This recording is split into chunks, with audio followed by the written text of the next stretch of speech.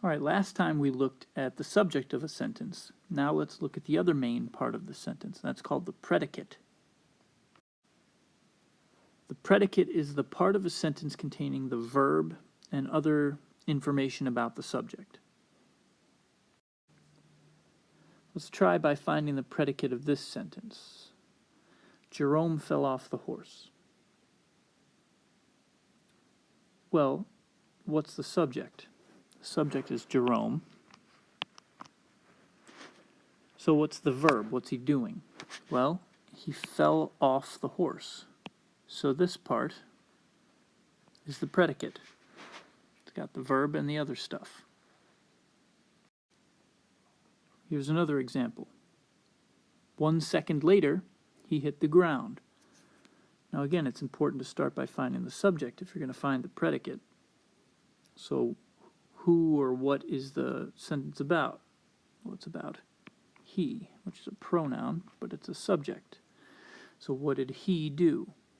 Well, he hit the ground. So this is the predicate. Here's another one. Jerome cried. Again, start by finding the subject. The subject is Jerome, so the predicate is just the verb, cried.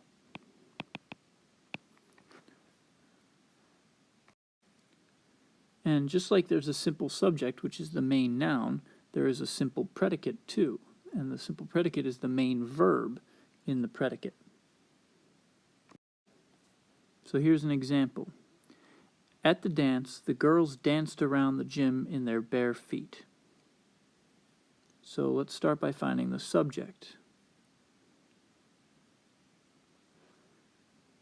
The girls is the subject. So what's the predicate? Well, the predicate would be all of this. Danced around the gym in their bare feet.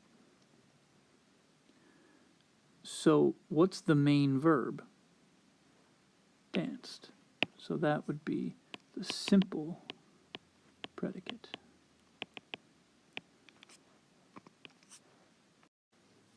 And for the life of me, I cannot understand why girls wear these incredibly uncomfortable shoes to dances, only to wear them for about 30 seconds before kicking them off and going barefoot for the rest of the 3 hours or whatever it is.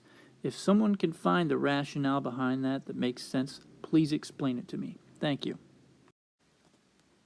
And just like there's a compound subject, there is also a compound predicate.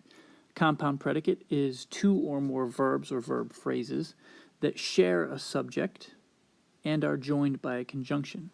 This part is really important. They must share a subject. The subject must apply to both verbs. So here's an example of a sentence with a compound predicate. Charlene drove to the store and bought some socks. So obviously Charlene is the subject. And what are the 2 predicates? Compound means there's more than one. So, well, here's one predicate. She drove to the store. And then she also bought some socks. That's another predicate. So there are 2 predicates, each with different verbs, drove and bought. And they are linked by and, which as you should know is a conjunction. So that is an example of a compound predicate. Now, in the next video, we're going to look at phrases and what constitutes a phrase. See you then.